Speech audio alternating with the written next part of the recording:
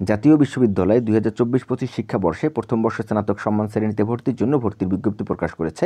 এই ভর্তির জন্য অবশ্যই অনলাইনে আবেদন করতে হবে। কীভাবে অনলাইনে আবেদন করবেন তা নিয়ে আমরা ভিডিও পাবলিশ করব। সেই ভিডিওটি যাতে মিস না হয় তাই এখনই আমাদের চ্যানেলটি সাবস্ক্রাইব করে রাখুন। এছাড়াও আমাদের মাধ্যমে যদি আপনি অনলাইনে আবেদন করতে চান, সেক্ষেত্রে এই ভিডিওর ডিসক্রিপশন এবং প্রথম কমেন্টে আমাদের হোয়াটসঅ্যাপ গ্রুপের লিঙ্ক দেওয়া আছে। সেই লিঙ্কে ক্লিক করে আপনি আমাদেরকে মেসেজ করুন। আমরা আপনাকে অনলাইন আবেদন করার জন্য কী করতে হবে এবং আমাদের মাধ্যমে কীভাবে আপনারা অনলাইনে আবেদন করবেন সেগুলো সব কিছু বিস্তারিত সেখানে জানিয়ে দেবো ইনশাল্লাহ। তো চলুন আমরা দেখি অনলাইন আবেদন কত তারিখ শুরু হবে এবং অনলাইন আবেদন কত তারিখ শেষ হবে এবং অনলাইন আবেদনের জন্য কত টাকা আপনাকে ফি প্রদান করতে হবে, অনলাইন আবেদনের জন্য ন্যূনতম যোগ্যতা কী থাকতে হবে, একই সাথে কত তারিখে আমাদের কী করতে হবে, কোন তারিখে কী করতে হবে ইত্যাদি সব কিছু আজকের এই ভিডিওতে আমরা আলোচনা করেছি। তাই আশা করছি ভিডিওটি আপনাদের অনেক উপকারে আসবে। ভিডিওটি যদি উপকার আসে তাহলে অবশ্যই লাইক করবেন এবং একই সাথে আমাদের চ্যানেলটা সাবস্ক্রাইব করে রাখবেন। তো চলুন আমরা দেখি সবার প্রথমে যে অনলাইন আবেদন শুরু হবে কত তারিখে। অনলাইন আবেদন শুরু হবে জানুয়ারি মাসের 21 তারিখ এবং অনলাইন আবেদন শেষ হবে 28শে ফেব্রুয়ারি। 28শে ফেব্রুয়ারি বেলা 12টা পর্যন্ত এই অনলাইন আবেদন চলবে, আপনারা সেটা দেখতে পাচ্ছেন স্পষ্ট। এবং এই অনলাইন আবেদন করার জন্য কিন্তু 700 টাকা আবেদন ফি জমা দিতে হবে এবং এই আবেদন ফি জমা দেওয়ার শেষ তারিখ হচ্ছে মার্চ মাসের 2 তারিখ। মার্চ মাসের 2 তারিখের ভিতরে অবশ্যই আপনারা অনলাইনে আবেদন ফিটা জমা দিয়ে দিবেন।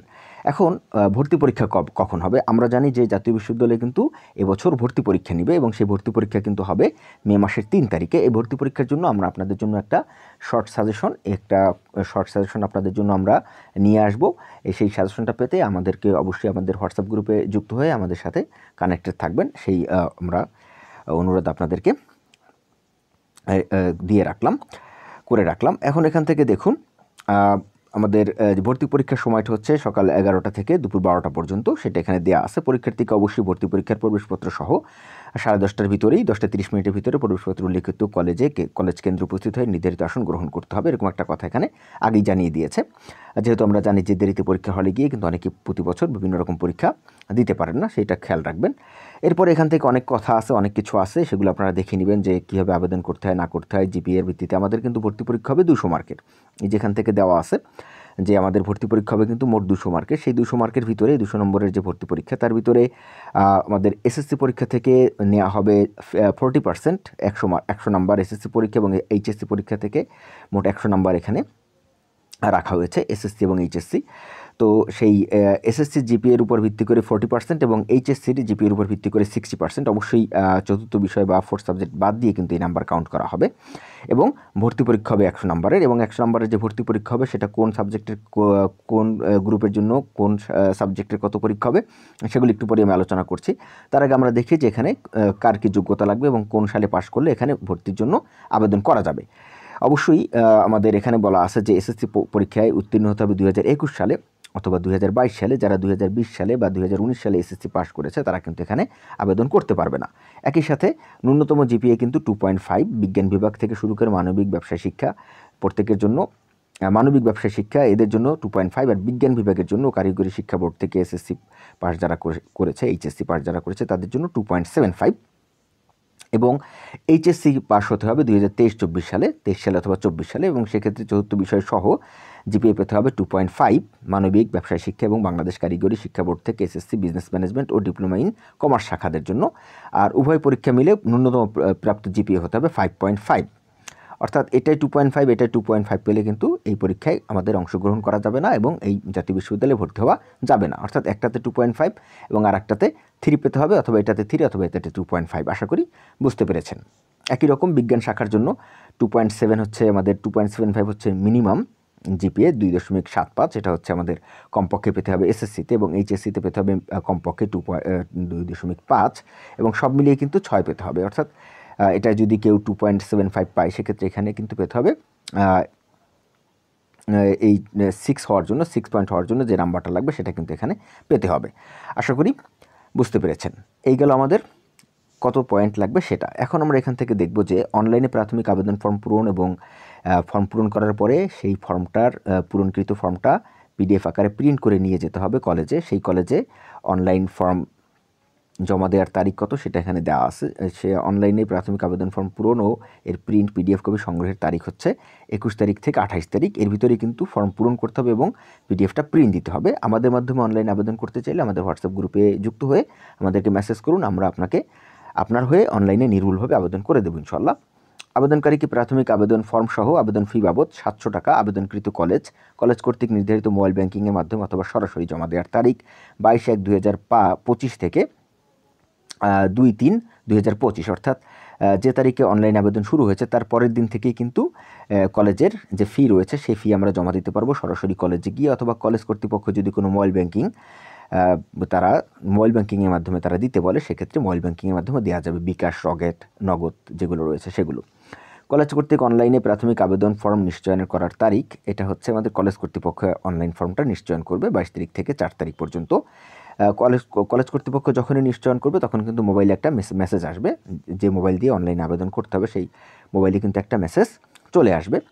কলেজ কর্তৃক আবেদনকারীদের প্রাথমিক আবেদন ফির জাতীয় বিশ্ববিদ্যালয়ের অংশ আবেদনকারী প্রতি 450 টাকা হারে কলেজ কর্তৃপক্ষ এটা জমা দেবে। এটা নিয়ে আমাদের কোনো চিন্তা নেই, এটা কলেজ কর্তৃপক্ষ করবে।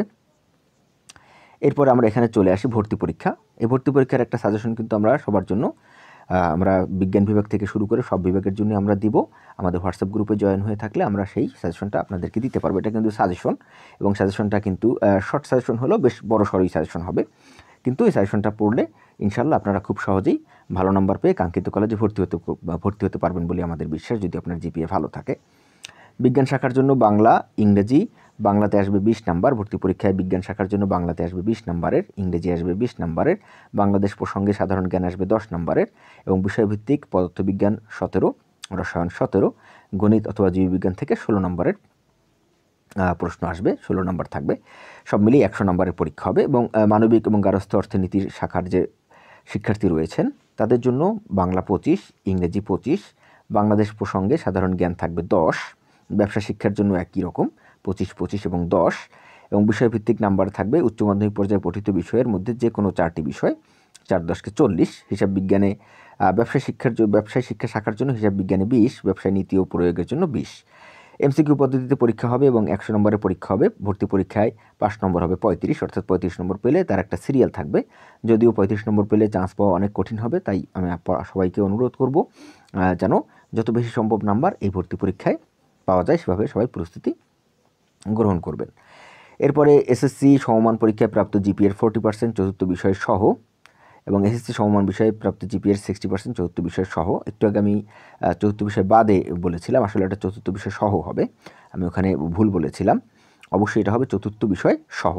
আশা করি আপনারা এটা মনে রাখবেন যে চতুর্থ বিষয় সহ কিন্তু আমাদের 60% নাম্বার কাউন্ট হবে এইচএসসি, এবং 40% নাম্বার কাউন্ট হবে এসএসসি থেকে।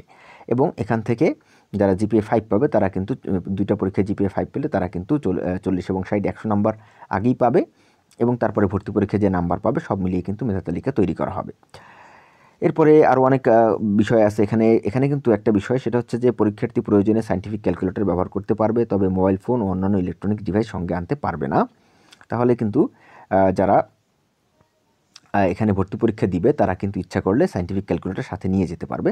তবে সেই সায়েন্টিফিক ক্যালকুলেটরে কিন্তু অনেক সময় মডেল নাম্বার বলা থাকে, তবে 100X যে ক্যালকুলেটরটা রয়েছে সেটা সচরাচর বিভিন্ন পরীক্ষায় ব্যবহার করতে দেওয়া হয়। তো আমি সাজেশন করব যে 100X যে ক্যালকুলেটরটা রয়েছে সেটা আপনারা নেবেন, এর থেকে বেশি মডেলের ক্যালকুলেটর না নেওয়াই ভালো হবে। যদিও এখানে সেরকম কিছু উল্লেখ করা নেই, আপনারা আপনাদের মডেল নিয়ে হলে যেতে পারেন, সেক্ষেত্রে যদি ঢুকতে দেয় সেক্ষেত্রে তো আপনি এটা ব্যবহার করতে পারবেন। এরপরে অনেক কথা আছে এখানে, যে কথাগুলো আছে সেগুলো সব এখান থেকে দেখে নেবেন, পড়ে নেবেন। এই বিজ্ঞপ্তিটা আমি আমার এই ভিডিওর ডিসক্রিপশনে দিয়ে দিয়েছি, সেই ডিসক্রিপশন থেকে আপনারা খুব সহজেই এই বিজ্ঞপ্তিটা আপনারা খুব সহজেই আপনাদের মোবাইলে ডাউনলোড করে আপনারা এই বিজ্ঞপ্তিটা দেখতে পারবেন। টাকা পয়সার বিষয়ে এখানে কিছু বিষয় বলা আছে, ইত্যাদি সব কিছুই বলা আছে। তো ভিডিওটি ভালো লাগলে অবশ্যই লাইক করবেন, আমাদের চ্যানেলটি সাবস্ক্রাইব করে রাখবেন, কোনো কিছু জানার থাকলে কমেন্ট আমাদেরকে জানাবেন। আর অবশ্যই আমাদের মাধ্যমে অনলাইন আবেদন করতে চাইলে আমাদের হোয়াটসঅ্যাপ গ্রুপে জয়েন হয়ে আমাদেরকে মেসেজ করবেন। একই সাথে যদি আপনি সাজেশন পেতে চান সেটাও আমাদেরকে হোয়াটসঅ্যাপ গ্রুপে যুক্ত হয়ে আমাদেরকে মেসেজ আকারে জানাবেন। আজকে ভিডিও পর্যন্তই, আগামী ভিডিও দেখার আমন্ত্রণ জানিয়ে আল্লাহ হাফেজ।